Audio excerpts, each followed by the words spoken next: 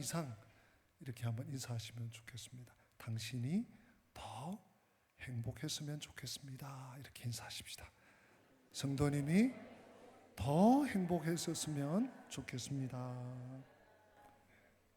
네, 좀 멀리 떨어진 분하고 한 번 더 합시다. 당신이 더 행복했으면 좋겠습니다. 네, 예. 역시 우리 이순옥 집사님. 네, 그런 마음으로 또 교회도 출입하시고 세상을 살았으면 좋겠습니다. 오늘 본문은 짧지만 굉장히 임팩트가 있는 본문이 아닌가 생각합니다. 제가 목이 조금 잠긴 것 같은데 좀 양지해 주시면 감사하겠습니다. 뒤에 잘 들리나요? 뒤쪽에? 네네, 고맙습니다. 바울이 길을 잃어버린 갈라디아 교회 성도들을 향해서 어쩌면 오늘 이 말씀은 경고의 말씀. 야, 정신 차려. 야, 힘내.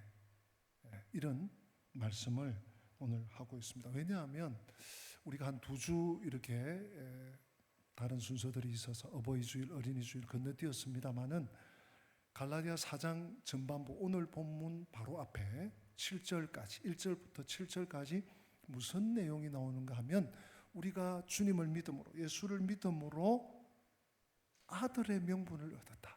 그냥 이름뿐인 명분이 아니라 아들과 똑같이 취급받는 그 당시 헬라나 그 당시 유대의 어떤 풍습 속에서 그 명분을 얻었다는 설명을 제가 드렸어요. 그뿐만 아니고 아들의 영을 받았습니다. 6절인가 7절에 나오죠. 예수 믿는 자는 아들의 영, 예수의 영, 성령을 받은 사람.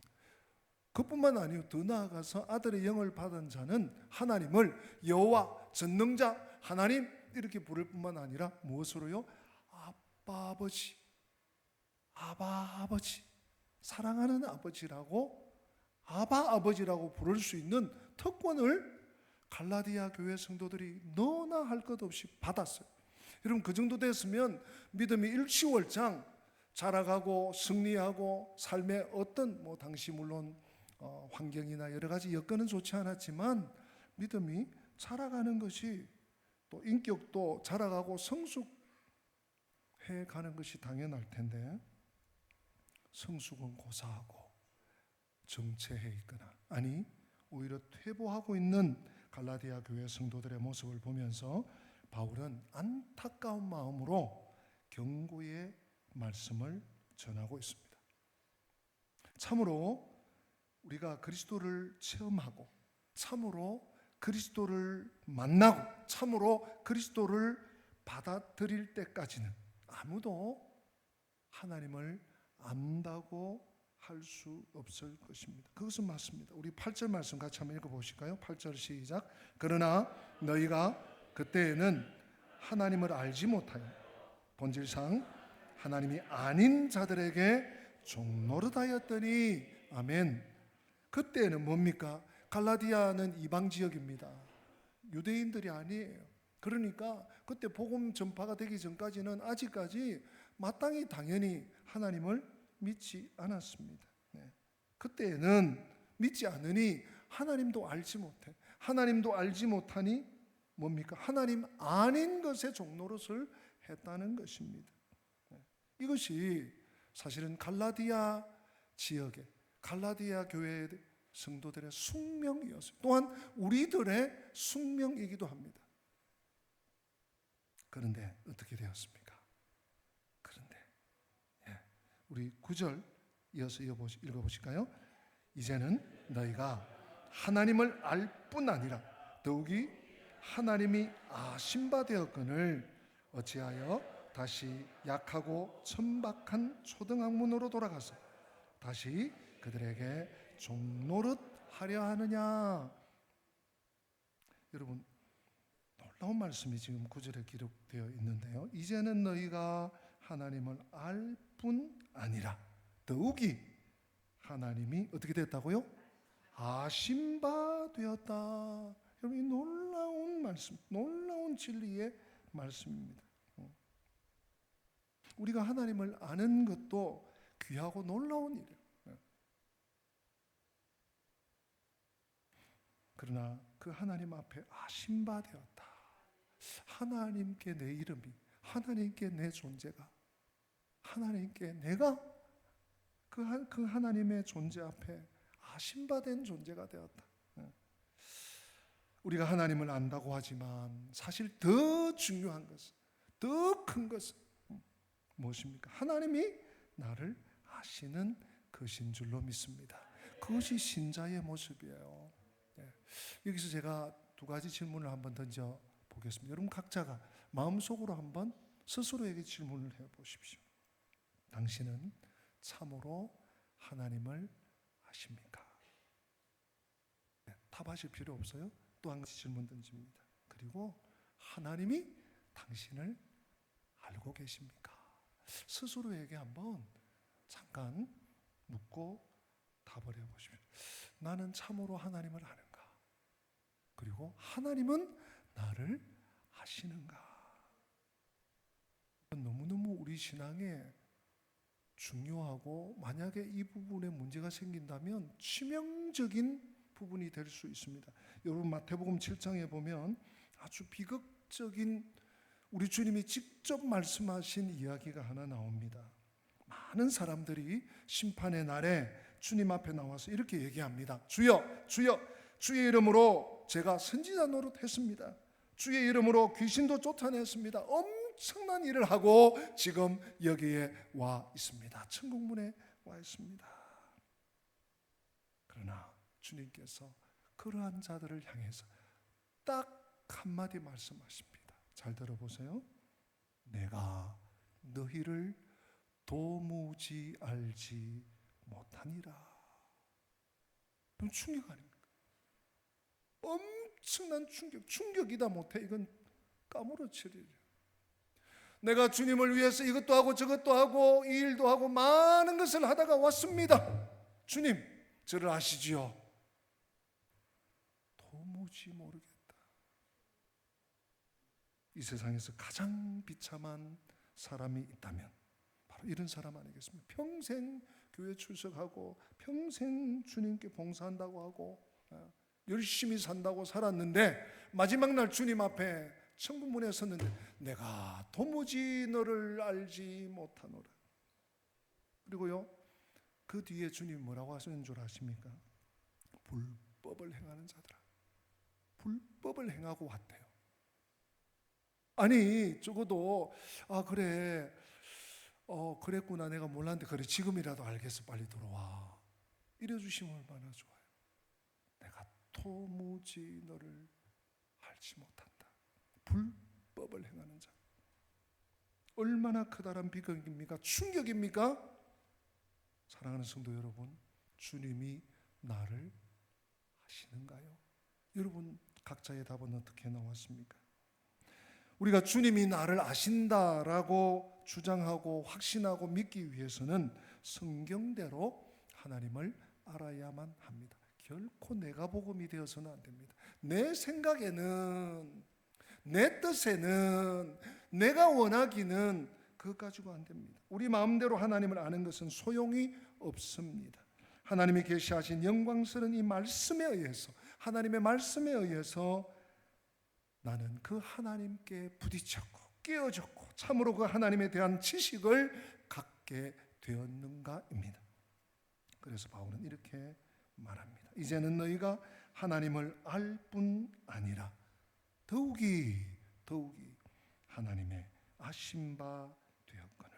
사랑하는 성도 여러분, 이것이 기적이고 이것이 축복인 줄로 믿습니다. 그런데 갈라디아 교회 성도들은 어찌하여 다시 약하고 천박한 초등학문으로 돌아가서 다시 그들에게 종노릇하려 하느냐. 바울은 강한 의문을 제기하고 있습니다. 여러분 여기서 우리 9절 한 번 더 읽어보실까요? 9절 한 번 더 읽어봅니다. 이제는 너희가 하나님을 알 뿐 아니라 더욱이 하나님이 아신 바 되었거늘. 어찌하여 다시 약하고 천박한 초등학문으로 돌아가서 다시 그들에게 종노릇하려 하느냐. 아멘. 참 이 어찌하여 앞에까지 너무너무 아름답고 너무너무 감동스러운 말씀이에요. 여기 이제는 너희가 하나님을 알 뿐 아니라 더욱이, 여러분 더욱이라는 단어 보셨습니까? 발견하셨습니까? 이 단어가요 부사입니다. 어떤 말을 수식하는, 강조하는 부사입니다. 이 더욱이라고 하는 말은 이런 뜻이죠. 더 중요하게. 너희가 하나님을 안다. 그런데 더 중요하게, 더 중요한 것은, 가장 중요한 것은 하나님이 너를 하신다는 거야. 하신다는 거야. 우리가 하나님을 알아서가 아니라 그분이 우리를 아시기에 우리는 그리스도인이 되었습니다. 성경은 알다라는 단어를 쓸 때는 그냥 객관적인 사실을 아는 인지의 의미로 잘 사용하지 않습니다. 인격적인 관계에서 알다. A가 B라는 사람이 B라는 사람을 안다. 이럴 때 인격적인 관계에 들어있다는 것입니다. 들어갔다는 것입니다. 지적인 인식 이상의 의미입니다. 그래서 누군가를 안다는 것은 그런 의미죠. 그래서 바울은 너희를 정말 그리스도인 되게 하는 것은, 너희가 정말 그리스도인인 이유는 하나님을 향한 너희들의 존중과 사랑, 너희들의 어떤 영적 깊이가 있어서가 아니라 그거라기보다는 너희를 향한 그분의 존중과 사랑 때문에 그렇다라고 말씀하고 있는 것입니다. 실제로 고린도전서 8장 3절에 보면 그는 누구든지 하나님을 사랑하면 이는 그분이 그 사람을 아시기 때문이다 라고 말씀하고 있습니다. 즉 하나님이 먼저 예수 그리스도 안에서 우리를 사랑하셨습니다. 하나님을 아는 우리의 지식은 때에 따라서 또 잊어버리기도 하고 망각하기도 하고 또 다르게 생각하기도 해서 여러 요인에 따라서 들쑥날쑥할 수 있지만 우리를 아시는, 나를 아시는 하나님의 지식은 절대적으로 확고부동한 것입니다. 이것이 복음의 능력이고 역사입니다. 그런데 바울이 의문을 제기하는 것은 어찌하여, 그래서 하나님의 아신 바가 된 너희 갈라디아 교회 성도들아, 어찌하여 천박한 있지도 않는 신도 아닌 다른 것에 너희들이 종노릇하고 있느냐는 것이죠.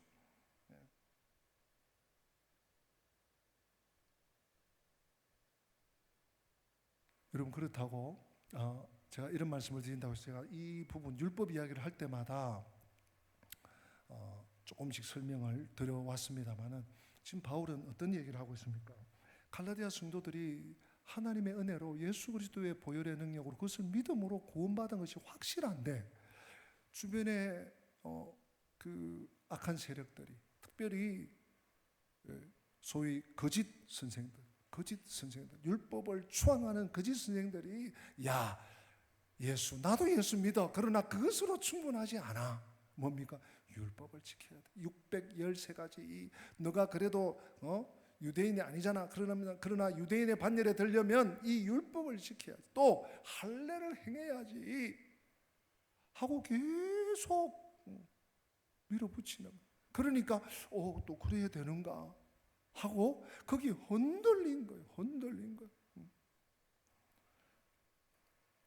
여러분 제가 이런 말씀을 드리면 율법이 나쁘다는 의미가 아닙니다. 율법은요 선하고 율법은 가치가 있고 율법은 오늘날 우리에게도 너무너무 유용한 도구입니다. 여기서 말하는 율법주의, 바울이 지적하는 율법주의는 무슨 문제입니까? 율법의 어떤 것을 지키거나 행하는 것을 무엇으로? 구원의 조건으로 삼는 것. 너가 이것을 해야 구원받을 수 있어. 너가 이것을 지켜야 구원받을 수 있어. 너가 할례를 받아야 다만 예수 그리스도를 믿음으로 구원받는 것이 아니라 거기에 더하여 이단들을 보십시오. 꼭 더합니다. 유월절을 지켰니? 할례를 했니? 뭘 했니? 더합니다. 구원은 그런 것이 아닙니다. 우리 복음을 받아들인 사람, 성령에 의해 지배된 삶을, 성령의 통제를 받는 삶을 사는 우리 성도들은 자연스럽게 이 율법을 존중하고 율법을 귀히 여기고 율법을 성취하고 살아갑니다. 아니, 율법 위에, 율법보다 훨씬 위에 섭니다. 문제는 율법의 어떤 것을 구원의 조건으로 삼는 데 있습니다. 그래서 10절 여러분 뭐라고 합니까? 10절 읽어보십시다. 시작. 너희가 날과 달과 아멘. 날과 달과 절기와 해를 삼가 지키고 있다. 부족하다는 거죠. 율법주의자들이 와서 이것을 행해야 구원받는다고 말합니다. 과거의 율법의 계명 중 어느 것 하나를 마치 구원의 조건으로 삼는다면 우리는 가장 중요한 질문으로 다시 돌아가야 합니다. 무슨 질문입니까? 그렇다면 당신이 그렇게 생각한다면, 당신이 그렇게 주장한다면, 그렇다면 왜 예수님이 이 땅에 오셨습니까? 율법을 지켜야 구원받는다면 다만 율법만 지키면 되지. 또 한 개의 질문이 있습니다. 그렇다면 왜 예수님이 이 땅에 오셔서 십자가에 돌아가셔야 했습니까? 그 질문을 던져야 하는 것입니다. 또 우리가 조금 전에 읽은 것처럼 10절에 만약 날과 달과 절기를 지키는 것을 그들이 구원의 조건으로 삼지 않는다면, 만약에 구원의 조건으로 이것을 제시하지 않았다면 바울은 굳이 이것을 문제 삼지 않았을 것입니다. 왜요? 그것은 별로 문제가 안 되기 때문입니다. 우리가 구원에 대한 그런 감사와 감격을 가지고서 무엇을 행하는 것? 하나님께로부터 받은 이 구원의 감격과 감사와 영광을 가지고 거기에 다른 것을 더하는 것은 문제가 되지 않을 수 있어요. 여러분, 오늘날 신약교회도 절기를 지킵니다. 그렇죠? 얼마 전에 우리가 부활절 지킨다기보다는 부활절을 기억하고 기념했죠. 추수감사절, 구약시대 장막절 같은, 초막절 같은 절기를 또한 귀히 여깁니다. 또 우리 교회는 뭐죠? 월삭, 우리 월삭을 깨웁시다. 우리가 매일 새벽을 깨워야 되지만 첫날이라도 우리가 새벽을 깨워서 하나님께 우리의 중심을 보여드립시다. 그건 나쁜 거 아니에요. 월삭을 해야지, 월삭 나온 사람만 구원받고 또 절기를 지킨 사람만 구원받고, 이건 문제. 그러나 구원받은 우리가, 구원받은 자가 이런 것들을 더 한다는 것은 문제가 되지 않을 수 있습니다. 않습니다. 여러분, 헌금도 마찬가지입니다요. 헌금 드리는 생활, 여러분 어떻게 헌금을 드리고 있습니까? 율법적 헌금이 있습니다. 복음적 헌금이 있습니다. 율법적 헌금은 헌금을 해서 공로를 쌓으면 하나님께로부터 복을 받을 수 있고 천국에 갈 수 있다고 생각하는 분에 드리는 헌금입니다. 그것은 어떤 의미에서 하나님과 계약하는 거예요. 천국 가기 위한 조건으로 드리는 헌금입니다. 그렇다면 이 세상에서 제일 불쌍한 사람이 그런 사람입니다. 왜요? 실컷 바치고 천국 못 가니까. 이에 반해서 복음적 헌금 생활의 태도는 어떤 것입니까? 주님이 나를 구원하신 그 놀라운 은혜에 감사하며 감격하며 날마다 감사하며 사랑으로 하나님께 더 드려야 되는데 하면서 드리는 것이죠. 감사의 표현으로 드리는 것입니다. 여러분, 우리가 사람에게 은혜를 입어도 감사를 표현하잖아요. 그때 너무 고마웠습니다. 안 도와주셨으면 큰일 날 뻔했습니다. 이거 참 약소합니다만은 좀 이렇게 받으시죠.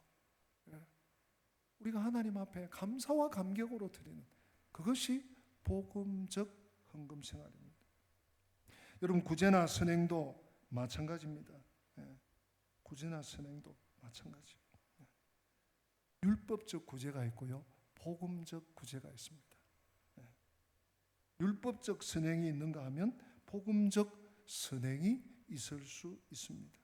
율법 아래서 어떤 행위를 하고 율법에 그 뭔가에 저촉되어서 이걸 안 하면 내가 어떻게 큰일 날까 봐, 이걸 안 바치면 어떻게 될까 봐, 이 선행을 안 하면 어떻게 벌을 받을까 봐, 이렇게 하는 것은 다 율법적, 율법 아래서 드린 것입니다. 율법 아래서 드린다면 그 드린 것 자체가 뭡니까? 마음의 짐이 되는 거예요. 내가 덜한 거 아니야? 더 해야 되는 거 아니야? 또 다른 사람하고도 막 비교해. 당신은 어떻게 했는데? 당신은 어떻게 할 건데? 얼마나 들어야 하나님을 만족하시게 할 것 같습니까? 여러분, 하나님을 만족시킬 수 없습니다. 결코 만족시킬 수 없는 것을 만족시켜서 천국 가려고 또는 하늘의 복을 받으려고 무진 애를 쓰는 율법 아래 사는 사람들의 이 불쌍한 모습, 우리 교회는 없는 줄 압니다. 없는 줄 압니다. 그러나 은혜 아래서는 어떻습니까? 은혜 아래서는 드리는 것이 감사해요. 즐거움입니다. 감격입니다. 내가 과부의 2랩 돈이지만, 이 작은 것이지만 매주일 감사드리는 분이 계시거든요. 그것도 제목을 붙여서 하나님의 말씀을 한 구절 기록해서, 그렇게 하나님 말씀이 그 마음에서 우러나지 않고는 할 수가 없는 일이에요. 우리가 주일 헌금을 드리면서도, 몇천 원을 드리면서도 하나님께 감사, 하나님 한 주간도 동행해 주심을 감사합니다.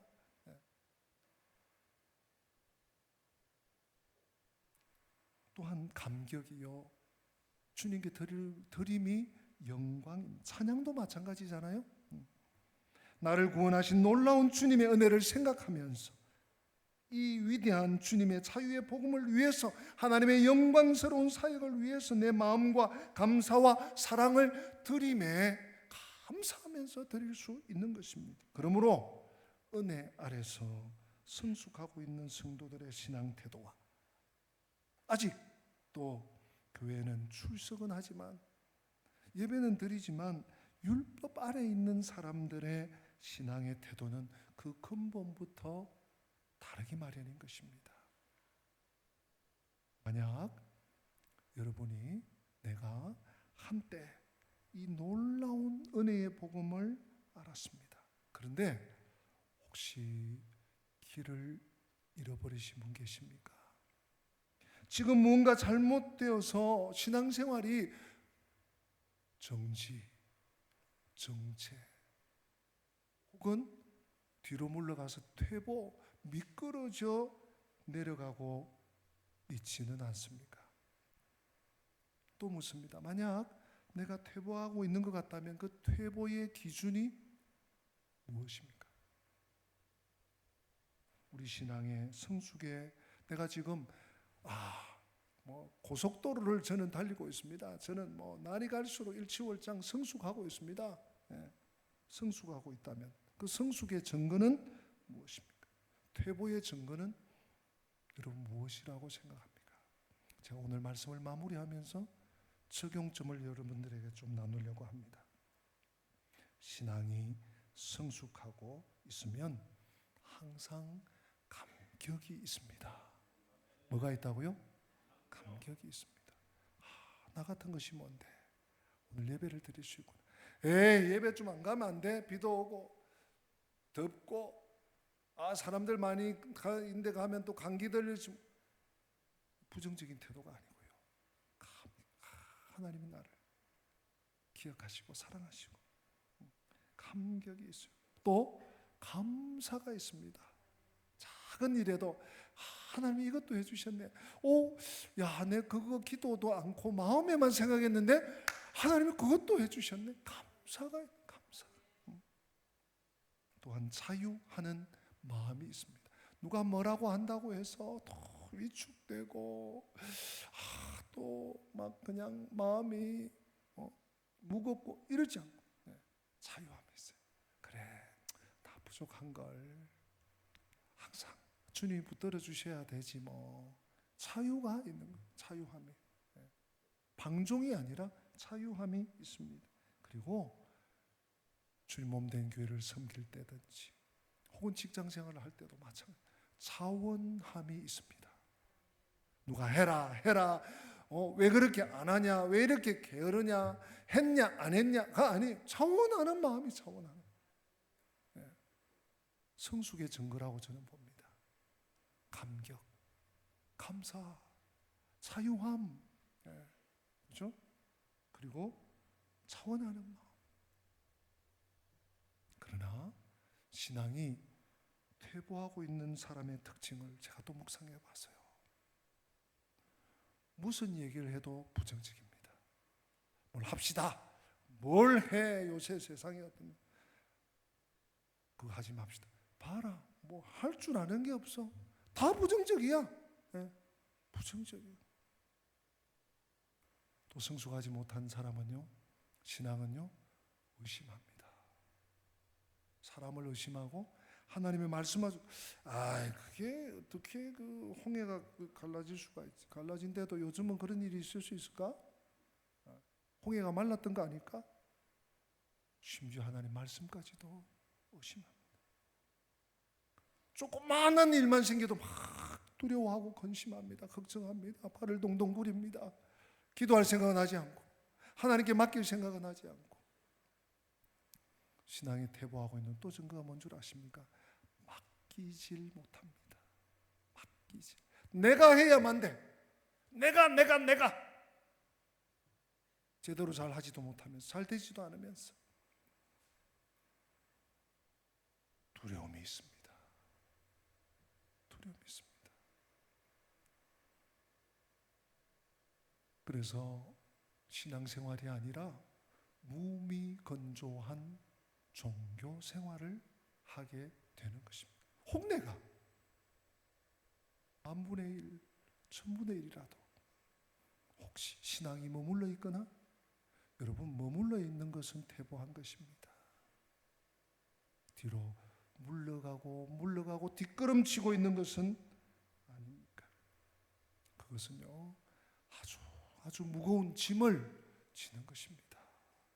신앙은요, 신앙생활은 뭡니까? 제일 첫걸음이 저를 따라서 해주십니다. 수고하고 무거운 짐진 자들아, 다 내게로 오라.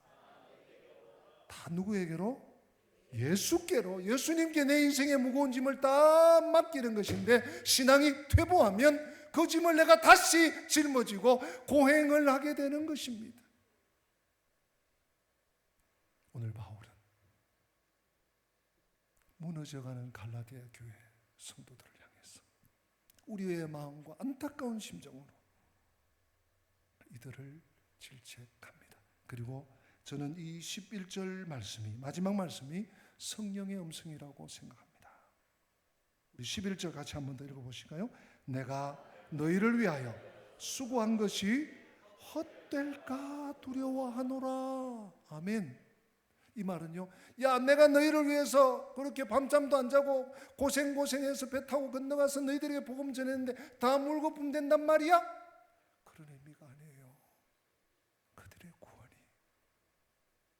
내가 하나님을 알 뿐만 아니라 더욱이 하나님의 아심바 되어서 구원의 확실한 담대함 속에 서 있어야 되는 우리들이, 거짓 교사들, 거짓 율법주의자들이 던진 그 돌에 맞아서 복음이 무너지고, 교회가 무너지고, 공동체가 무너지고 할 것을 우려하고 염려하는 성령의 음성 아닐까 합니다. 오늘 우리 여기서 길을 잃어버릴 때, 내 믿음이 앞으로 쑥쑥 나아가지 못한다고 여겨질 때, 우리는 다윗의 간구를 기억해야 됩니다. 다윗의 간구. 주여, 정직한 영을 새롭게 하여 주옵소서. 주여, 나의 정직한 영을 새롭게 하여 주셔서 주님 앞에 서게 하여 주시옵소서. 주님 내 안에 계심을 한시도 한순간도 잊지 않게 하여 주시옵소서. 이 다윗의 간구를 하나님 앞에 드림으로 다시 회복되는 우리 권속들 성도들 한 분 한 분 되시기를 주님의 이름으로 축복합니다. 다 함께 기립하시겠습니다. 오늘 말씀을 마음에 올리면서 이 찬양입니다. 마음이 상한 자를 고치시는 주님, 하늘의 아버지 날 주관하소서. 주의 길로 인도하사 자유케 하소서. 우리 기도의 제목으로 우리 1, 2절 찬양하십니다.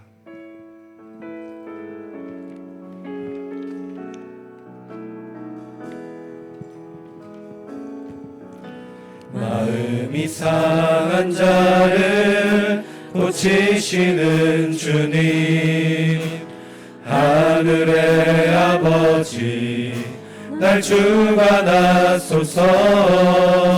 주의 길로 인도하사 자유케 하소서. 새 일을 행하사 분케 하소서. 의에 줄이고 목이 마르니 성령의 기름 부으소서. 의에 줄이고 목이 마르니 내 잔을 채워 주소서. 성령으로 채우사 주보게 하소서. 주의 임재 속에 은혜 알게 하소서. 주 뜻대로 살아가리 세상 끝날까지. 나를 잊으시고 새날 열어주소서. 의에 줄이고 목이 마르니 성령의 기름 부으소서.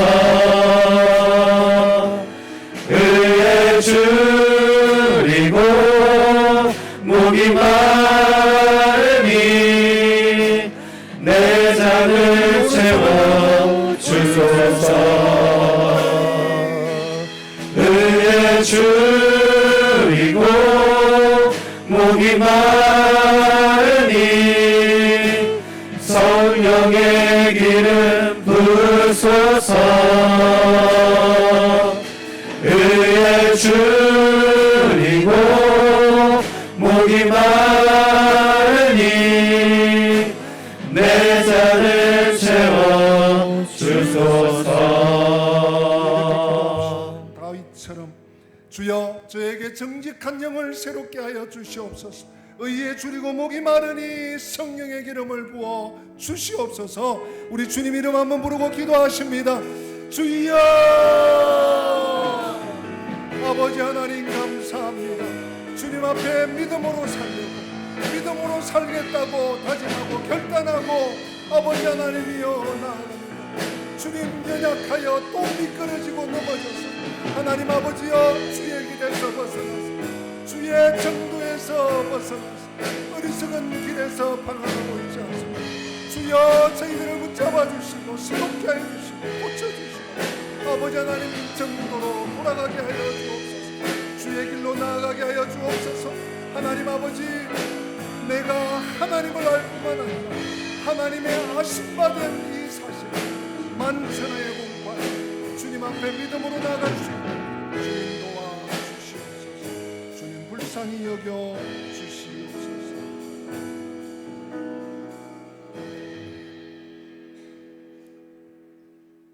주 예수 그리스도의 은혜와 하나님 우리 아버지의 변함없는 사랑과 보혜사 성령의 교통하심이 어떠한 형편 속에서도 어떠한 공고함 가운데서도 심지어 길을 잃어버릴 때도 오직 성령의 은혜를 구하고 믿음으로 주님 앞에 서기 원하는 성도들 머리 위에 저들의 가정과 앞길 위에 우리 교회와 민족과 열방 위에 지금부터 영원토록 함께 계실지어다.